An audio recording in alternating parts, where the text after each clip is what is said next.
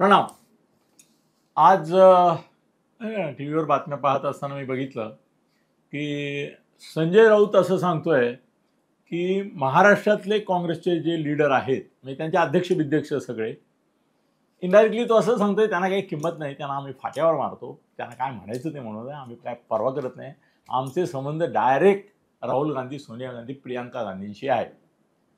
या तो इतका धिक्कार, तिरस्कार वगैरेनेच वागवतोय, बोलतोय, आणि तो कायम तसंच. खासगीत तर तो फारच वाईट बोलतो इथल्या काँग्रेसवाल्यांबद्दल.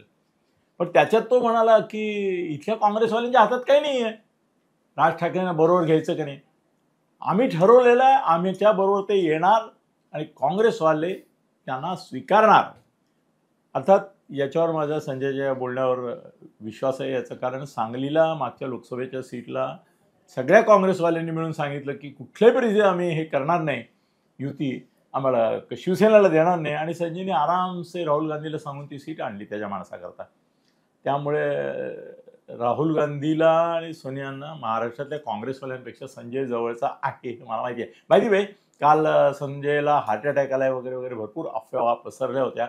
सगळ्यात मोठा जोक म्हणजे माझ्याकडे आता पुरावा आहे त्याचा, की एका चॅनलवाल्याने मला कळवलं की संजय राऊत यांच्याबद्दल श्रद्धांजलीपर काही मुद्दे तुम्ही पाठवू शकता का, चॅनलने. त्याच्यावर मी त्याला सांगितलं तो सुखरूप आहे, सुरक्षित आहे, आणि तो बहुतेक उद्या सकाळी प्रेस कॉन्फरन्सला पण येणार आहे. आणि खरंच तसं झालं, कारण त्याचा भाऊ माझ्याशी बोलला होता सुनील. सुनीलला म्हटलं, अरे काय काय चाललंय, काय एवढे वेळ आहेत काय लोक. त्याला थोडंसं अस्वस्थ वाटलं.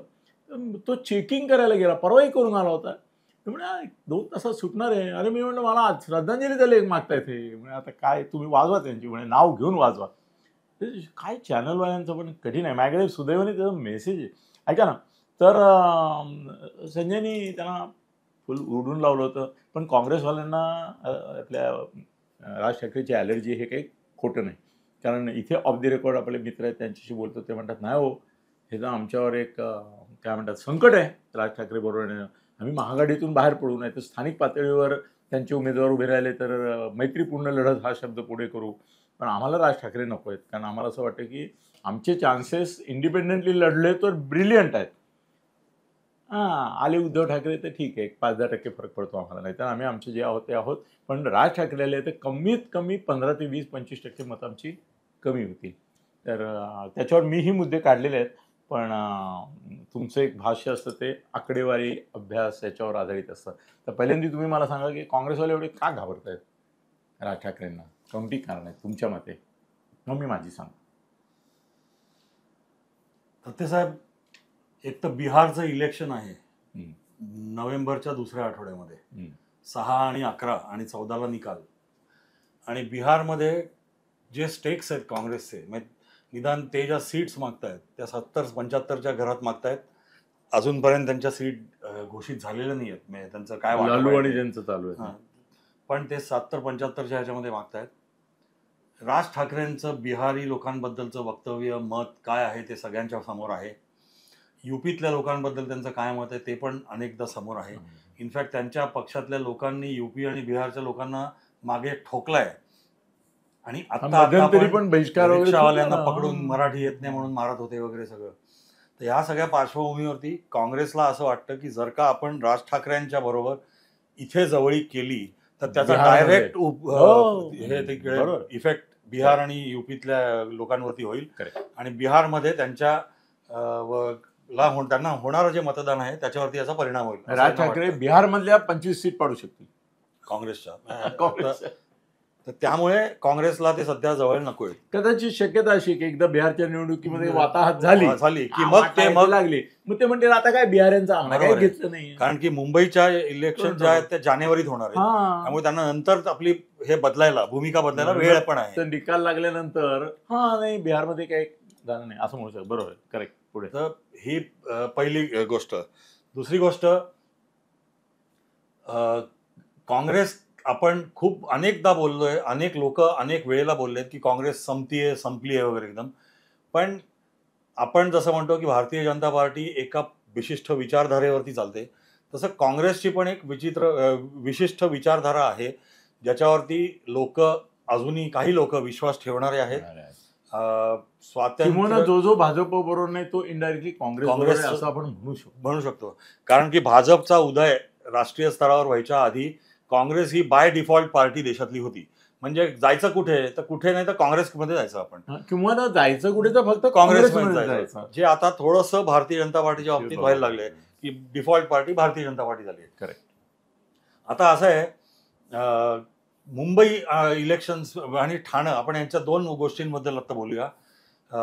पहिल्यांदा ठाण्याबद्दल बोलतो कारण की तो अतिशय छोटासा विषय आहे काँग्रेससाठी. ठाण्यामध्ये महाविकास आघाडी म्हणून जी आहे, म्हणजे काँग्रेस, राष्ट्रवादी शरद पवार आणि उबाठा, ह्या तिघांनी मनसेशी जवळीक ऑलमोस्ट केलेली आहे. मनसेला आपल्याबरोबर ऑलमोस्ट घेतलेला आहे. किंबहुना आजच सकाळी मी एक लेख लिहिला, त्याच्यामध्ये म्हटल्याप्रमाणे त्यांनी ते जे त्यांचं काय गडबोळा म्हणा किंवा जे काय होईल तर त्याचा नेता म्हणून त्यांनी मनातून अविनाश जाधव यांना स्वीकारलेला आहे. आणि अविनाश जाधव ठाण्यामध्ये आणि अविनाश जाधव मनसेचे आहेत. आता ह्याच्यावर मी एक टिप्पणी केली होती की ही ह्या तीन पक्षातल्या नेत्यांची हतबलता म्हणायची किंवा आपला काळ सरलाय ह्याची त्यांना जाणीव झाली आहे असं म्हणायचं की त्यांनी अविनाश जाधवांचं नेतृत्व. पण अविनाशशी मी बोललो तर अविनाश म्हणाला तुम्ही डिक्लेअर करून टाका की मी नगरसेवक किंवा महापौर याच्या रेसमध्ये मी फक्त आमदारकी आणि खासदारकी. बरोबर नाही, पण नेतृत्व त्याला दिलेलं आहे. कारण की अविनाश जाधव अग्रेसिव्ह आहे. लोकांचे मुद्दे तो अतिशय चांगल्या पद्धतीने. ऍक्च्युली असं आहे की अविनाश जाधवची महत्वाकांक्षा ही दुसरा आनंद दिघे होण्याची आहे. ते आता तो विषय पण बाजूला ठेवा, कारण की ते होईल का नाही वगैरे खूप त्यामध्ये वेगवेगळे पैलू आहेत. पण हे ठाण्यात घडत असताना दोन गोष्टी जे सत्य आहे, एक तर ठाण्यामध्ये काँग्रेसचं अस्तित्व ऑलमोस्ट नगण्य झालं. इथे ऍक्च्युली जितेंद्रची काँग्रेस, राष्ट्रवादी काँग्रेस ही आणि उबाठा ह्यांच्यावरतीच ती महाआघाडी चालली आहे. त्यामुळे इथे काँग्रेसला कोणी विचारातच घेत नाही आणि काँग्रेसला कोणी त्यांचं मत सुद्धा विचारत नाही. त्यामुळे काँग्रेसची थोडीशी फरफट. काँग्रेसचा सध्या ठाण्यातला लीडर कोण हे आठवायला साधारणतः 15 मिनिटं लागतात. बरोबर आहे. आणि दुसरी गोष्ट तीच मनसे बाबतीमध्ये पण खरी आहे की ठाण्यामध्ये पण राष्ट्रवादी शरद पवार आणि मनसेची ताकद सारखी असेल, ठाणे शहर म्हणतोय मी, पण उबाठाची ताकद ही मनसेपेक्षा नक्की जास्ती आहे, म्हणजे राष्ट्रवादीपेक्षा आणि यांच्यापेक्षा. त्यामुळे इथे जरी मनसेकडे नेतृत्व जात आहे असं आता वाटतंय, तरी प्रत्यक्षात इलेक्शन होईपर्यंत काय काय होईल हा वेगळा विषय. दुसरा मुद्दा, आता आपण मूळ मुद्द्याकडे जाऊ.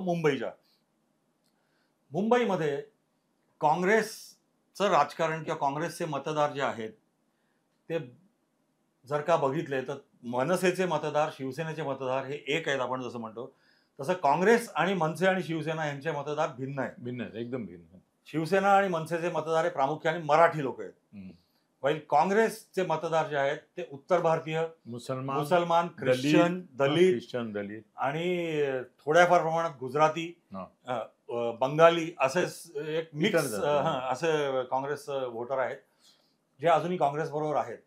काँग्रेसची मुंबईत पंचायत अशी आहे की काँग्रेसला तिथे नेता नाहीये. खरं सांगितलं तर आता नेते कोण, तर आपण जर का पहिलं नाव आहे थोडं तर भाई जगताप, पण भाई जगताप 70च्या पुढे गेलेत. 70च्या पेक्षा त्यांना 75च्या पुढे गेले, बाजूला फेकलेलं आहे. नाही, ते वयाच्या हिशोबाने पण नाही, वयाच्या नाहीये, त्यांना बाजूलाच टाकलेलं आहे पूर्णपणे. आणि वर्षा गायकवाड गट आणि त्यांचा गट एकमेकाशी जमत नाही, ते जमत नाही. दुसरं वर्षा गायकवाड, दुसरी त्यांची नेत्री होती. आता वर्षा गायकवाड ही प्रामुख्याने तिचं जे नेतृत्व आहे ते दलित आणि मुस्लिम समाजामध्ये आहे, पण दलित आणि मुस्लिम समाजामध्ये जास्ती ती नावाजली गेलेली आहे. बाकीचा समाज तिला मानतो असं अजूनपर्यंत मला माहित नाहीये. तर ही काँग्रेसची विचित्र परिस्थिती आहे. मनसे बरोबर जायचं की नाही यामध्ये पण तुम्ही जर का बघितलं तर काँग्रेसचे विधिमंडळातले जे नेते आहेत, विजय वडेट्टीवार, त्यांचं म्हणणं असं आहे मनसेला बरोबर घ्यायला काही हरकत नाही, कारण की इन्क्रिमेंटल व्होट जी येतील ती महाआघाडीकडे येतील आणि त्यातून मनसेला थोडा फायदा झाला तर लेवे देवे चालतात तर काही हरकत नाही. त्याच्या बरोबर उलट मत काँग्रेसचे प्रदेश अध्यक्ष आहेत हर्षवर्धन सपकाळ, त्यांचं आहे, त्यांचं मत आहे. त्यांचं मत असं आहे की काँग्रेसनी कुठच्याही परिस्थितीत मनसेला बरोबर घ्यायचं नाही. आणि ह्या दोन अध्यक्ष आहेत, ते महाराष्ट्राचे अध्यक्ष आहेत. तर ह्या दोन नेत्यांच्या खेचाखेचीमध्ये शेवटी काँग्रेसच्या हायकमांडला इंटरव्हीन करायला लागेल. जे मी आधी म्हटल्याप्रमाणे बिहारचं इलेक्शन होईपर्यंत ते करणार नाहीत. बिहारचं राजकीय इलेक्शन शहाणपणा पण नाही. शहाणपणा पण नाही. तर त्यामुळे आपल्याला काँग्रेस त्यांना सोबत घेईल की जवळजवळ नाही 1 महिना 1.5 महिना हे कळणारच नाही. कळणार नाही. जरी खातून आपल्याला सगळ्या माहिती असेल तरी हां. की ते करणार आहेत, बरोबर, पण बिहारची निवडणूक होईपर्यंत नाही नाही करणार. करणार असं. Correct. तर हा एक मुद्दा राहील. दुसरं मी संपवतो मी 1-2 मिनिटामध्ये. जी माझ्या मनातलं कायम आहे, मी प्रत्येक व्हिडिओमध्ये बोलतो. मला अजूनही जोपर्यंत जागा वाटप होऊन नावं घोषित होत नाहीत, तोपर्यंत राज ठाकरे आणि उद्धव ठाकरे एकत्र येतील असं मला वाटत नाही. ऍक्च्युली आता नाव मी नाही घेऊ शकत, पण मनसेच्या सगळ्याच नेत्यांची माहिती आहे, पण त्यातल्या 2 नेत्यांनी मला सांगितलं की अनिलजी फक्त एकच गोष्ट आहे, जोपर्यंत आमचं जागा वाटप होत नाही, कारण त्यांच्या आणि आमच्या जागा एकच आहे. अगदी ज्या जागांवर शिवसेना उभाटाचा क्लेम आहे तिथे शिंदेचाही क्लेम आहे आणि तिथे आमचाही क्लेम आहे. आणि मागचा इतिहास बघून आम्ही आता करणारच नाही, कारण नवी आमची ताकद वेगळी आहे. नाही, मनसेचं आत्ता जे धोरण आहे किंवा त्यांचं जे कॅल्क्युलेशन चाललंय त्याच्यामध्ये असं आहे, शिवसेनेचे गेल्या वेळेला एकंदर 90 नगरसेवक मुंबईमध्ये मुळात आले, नंतर 6 ते मनसेचेच त्यांनी घेतले. तर ते 90 नगरसेवक त्यांचे झाले होते. त्या 90 62 नगरसेवक हे एकनाथ शिंदेना जाऊन मिळालेले आहेत. त्यामुळे त्यांच्याकडे उरलेत 28-30 नगरसेवक. तर त्यामुळे मनसे म्हणते की आपण आता ही मुंबई ही कोरी पाटी आहे असं समजू आणि कोणाची निवडून यायची ताकद जास्ती आहे त्याला जागा वाटप केलं पाहिजे. 50-50 म्हणतात. त्यामुळे ते 50-50 म्हणतात की म्हणजे त्यांचं असं म्हणणं आहे, म्हणजे मी आता मला माहिती आहे की 100 जागा आहेत समजा, तर त्यांचं म्हणणं असं की 35 जागा शिवसेना उभाटा, 35 जागा आम्ही, उरलेल्या 30 मध्ये काँग्रेसपासून बाकीचे काँग्रेस कधीच मान्य नाही करणार.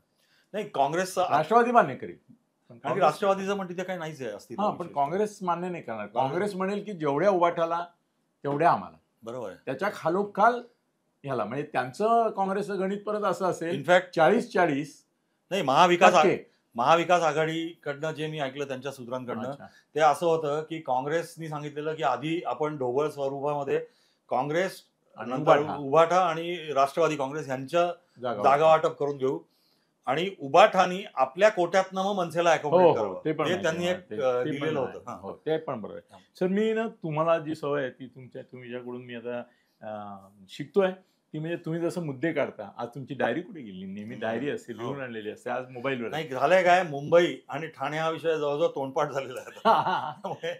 नाही, तर मी सरांच्या ह्याच्या पद्धतीने करत आज मी काही मुद्दे काढलेले आहेत की या मनसेची ॲलर्जी काय काँग्रेसवाल्यांना. हिंदीमध्ये तर पूर्ण मी मोठा व्हिडिओ बनवला, त्याच्याकरता हे मुद्दे काढले होते. सर, मी एक एक मुद्दा सांगतो तुम्हाला. पहिलं म्हणजे मनसेचं हिंदुत्व हे आक्रमक आहे आणि काँग्रेस मात्र धर्मनिरपेक्षतेवर उभी आहे. हा त्यांच्यातला पहिला एक. याच्यावर एक टिप्पणी करू? येस सर, म्हणजे काय माझा फर्स्ट कॉमेंट. काँग्रेस धर्मनिरपेक्ष आहे, मान्य आहे. मनसेचं हिंदुत्व आक्रमक नाही, मनसेचं हिंदुत्व हे संधी साधू हिंदुत्व आहे, असं माझं पर्सनल मत आहे. ठीक आहे. मनसेच्या उत्तर भारतीयांवरील, विशेषतः बिहारी उत्तर प्रदेशी लोकांवरील हल्ल्यांमुळे काँग्रेसच्या उत्तर भारतातील प्रतिमेला धक्का बसू शकतो आणि लवकरच बिहार निवडणूक आहेत. आम्ही दुसरा मुद्दा घेतला होता, तो आपण असा निकालात काढला की शहाणे आहेत, हे पब्लिकला कळूच देणार नाही की आपण करणार आहोत की नाही. बिहारमध्ये वाट लागली, कशी लागायची किंवा वाट मिळाली किंवा वाट लागली की मग जाहीर करतील. दुसरं, राज ठाकरे आणि उद्धव ठाकरे यांच्या संघर्षाची 20 वर्षाचा इतिहास आहे. 20 वर्ष यांनी एकमेकाला शिव्या घातल्यात, काय नाही केलंय. तर त्यामुळे एकाएकी या दोघांचं एकत्र येणं हे महाविकास आघाडीला देखील एकोपा बीड असं वाटतं. हे मी पुढला मुद्दा घेतलाय. आणखीन एक घेतलाय की राज ठाकरेंचा स्वभावच असा आहे की ते मी प्रधान हा दृष्टिकोन ठेवतात. त्यामुळे ते आघाड्यांच्या राजकारणात किंवा एकंदर समीकरणात बसतच नाहीत, मनानेही बसत नाहीत आणि पद्धतीनेही पूर्ण मान्य. त्याचंच सोप्या भाषेत सांगायचं, सोप्या भाषेत तर राज ठाकरे यांचं व्यक्तिमत्व आय मी मायसेल्फ असंच आहे. करेक्ट. आता आणि गमत नाही आहे की सर, सिनेमात आपण म्हणतो ना त्यांनी खाऊन टाकला अमक्याला वगैरे. सर, मी नेहमी सांगतो की राज उद्धवला खाऊन टाकेल, सगळ्यांना खाऊन टाकेल. आता निवडणूक आयोगाच्या मिटिंगला जेव्हा गेले तेव्हा संपूर्ण फोकस राजवर झाला. हे सगळे नुसते ह्या कोण हातात देताना दिसले, राज खाऊन गेला मिटिंग सगळी. तर त्यामुळे ते एक आहे. सर, भाजपचेच काही नेते मला असं सांगतात ऑफ द रेकॉर्ड, ते म्हणतात की राज ठाकरे यांच्याबद्दल आम्हाला अजिबात काय म्हणतात मनामध्ये वाईट भावना नाही, त्याचं कारण ते आमचे ट्रोजन हॉर्स आहेत. फडणवीस साहेबांचं एक सगळं प्लॅनिंग आहे, गेम प्लॅन आहे, त्यातले ते एक वेगळ्या प्रकारे काय म्हणतात त्याला ट्रोजन हॉर्समध्ये त्या ह्याच्यात जाऊन करणार आहे. तर ते म्हणाल ते तिथे जाऊन काही हे करणार नाही, ते सॅबोटेज करण्यासाठीच फडणवीसांनी त्यांना सुपारी दिलेली आहे वगैरे वगैरे भाजपवाले बोलतात. असं वाटतं पण बऱ्याच लोकांना अजूनही त्यांना, म्हणजे शिवसेनेतल्या पण माझ्या मित्रांना असं वाटतं की आम्ही आमच्याकडून तसा आरोप करणार नाही, तसा संशय व्यक्त करणार नाही, मग ते दुरावा निर्माण होईल. पण तू म्हणतोस ते खरं आहे की फडणवीस आहे, काही करू शकतात बाबा. सर मी एक फडणवीसांबद्दल फार सुंदर वाक्य परवा फेसबुकवर टाकलं. खूप लोकांनी मला त्याच्याबद्दल खूप अभिप्राय दिले, पत्रकारांनी दिले. मी असं म्हटलं होतं की देवेंद्र फडणवीस यांची मीडिया स्ट्रॅटेजी, जे पाळीव पत्रकार आहेत ते पाळीव कुत्रे म्हणून त्यांच्याकडे ते दुर्लक्ष करतात, आणि जे त्यांची निंदा टीका करतात असे पत्रकार आहेत त्यांना लूत लागलेले पिसाळलेले कुत्रे म्हणून दुर्लक्ष करतात. एकूण पत्रकारांकडे दुर्लक्ष करणं ही मीडिया स्ट्रॅटेजी फडणवीसांची आहे.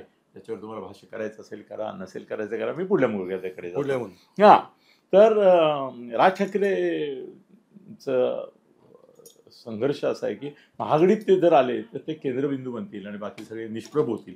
मला एका मनसेवाल्याने जसं प्रेमाने मला सांगितलं, सर तुमचे वाक्य बरोबर आहे, सूर्य उगवल्यावर तारे जसे नाहीसे होतात तसे एकदा राज ठाकरे महाआघाडीत गेले की बाचीच्या महाआघाडीच्या नेत्यांच्या नेतृत्वाचं दिवाळ काय. तुम्हाला पण तसंच वाटतंय ना? नाही, त्यांचा स्वभाव राज ठाकरेंचा हा आय मी मायसेल्फ अशा पद्धतीचा असल्यामुळे आणि एकंदर त्यांची पर्सनॅलिटी, ते ज्या जोरकसपणे बोलतात आणि त्यांच्याकडे वक्तृत्व कला आहे, तर त्यामुळे ते इतरांना झाकाळून टाकतात. तर हा धोका उलटा उभाटा आणि काँग्रेसवाल्यांना नक्कीच वाटत असेल की राज ठाकरे जर का आले तर मग सर्व लक्ष त्यांच्याकडे केंद्रित होईल. सर पुढला माझा मुद्दा आहे की कुठल्याही क्षणी ते भूमिका बदलू शकतात, इतके ते स्वतंत्र विचारवंत. मान्य आहे.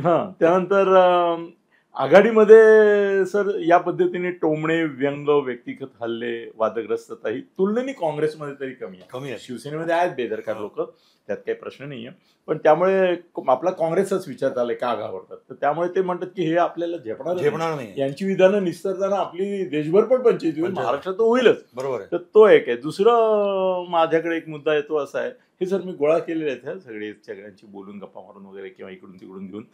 मनसेची संघटना लहान आहे, त्यामुळे काँग्रेसला जेवढं वाटतो तेवढा राजकीय फायदा प्रत्यक्षात मिळणार नाही. माझं याच्याबद्दल मत अगदी तुम्ही आता जे बोलला त्याला मी सहमत आहे त्याशी. कारण की काँग्रेस मोठी पार्टी आहे, राष्ट्रीय पार्टी आहे, आणि मनसे मला वाटतं एका शहरापुरती सीमित. नाशिक, पुणे आणि औरंगाबाद थोडी, आणि मुंबई 2.25 ठाणे शहर आपण असं म्हणूया. म्हणजे मुंबई 1 3.5 म्हणूया आपण, म्हणजे 3.5 शहाणे असतात तसं 3.5 शहर आहेत त्यांच्याकडे. चला पुढे. सर रॅली, पोस्टर आणि विचारांनी आणि प्रसिद्धीची एक अशी जबरदस्त मोहीम ते घेतात, त्यामुळे त्यांचा स्वतःचा अजेंडा आहे तोच चालवतात, ते इतरांचा अजेंडा चालू देत नाही. याचं उदाहरण म्हणजे परवा नाशिक आपल्या ठाण्यामध्ये मोर्चा जो आहे, सगळी पोस्टरमध्ये फक्त मनसे होती, बरोबर, मनसे, आणि त्यांनीच लावली होती ती.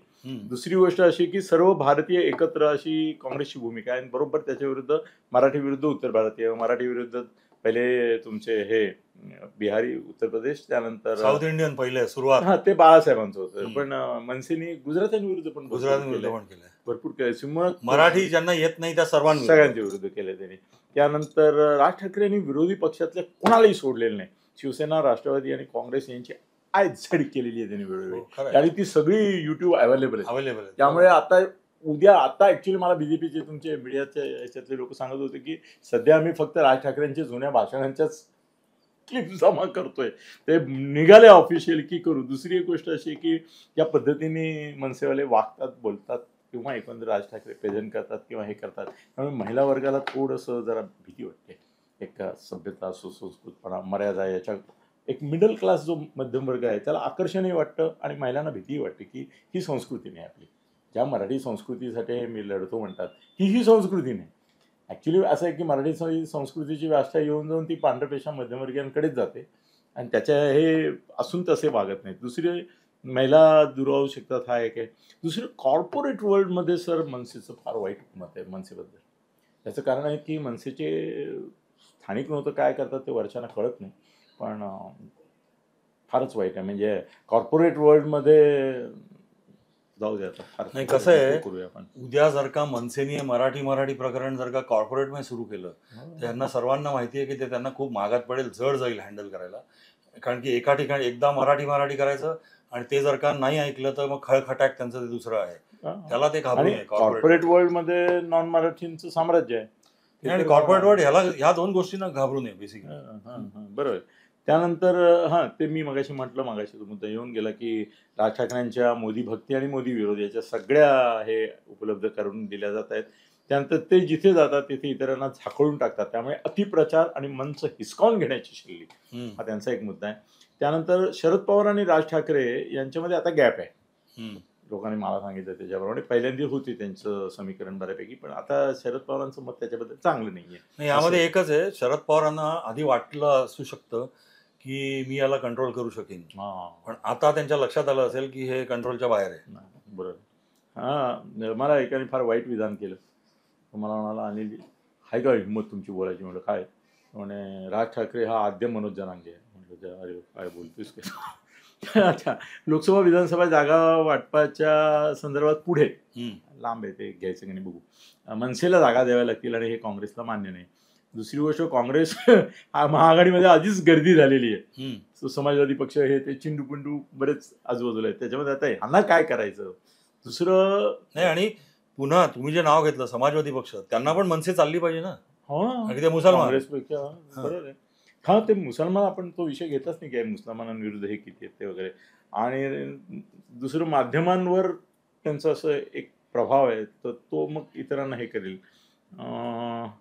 आणि शेवटचा मुद्दा आहे तो काय महत्वाचा नाही. ते काँग्रेसवाले मला सांगत होते की आम्ही जरा मिनिमम आचारसंहिता पाळतो, यांची दुराचारसंहिता असते वगैरे वगैरे. ते कसं काय आम्ही झेपणार आम्हाला. पण सगळ्यात शेवटी मी सांगतो तुम्हाला, बिहारच्या निवडणुकीमध्ये काँग्रेसचं काय व्हायचं ते वाटोळं एकदा झालं की त्याला काय पडलेलं नाही बिहारची.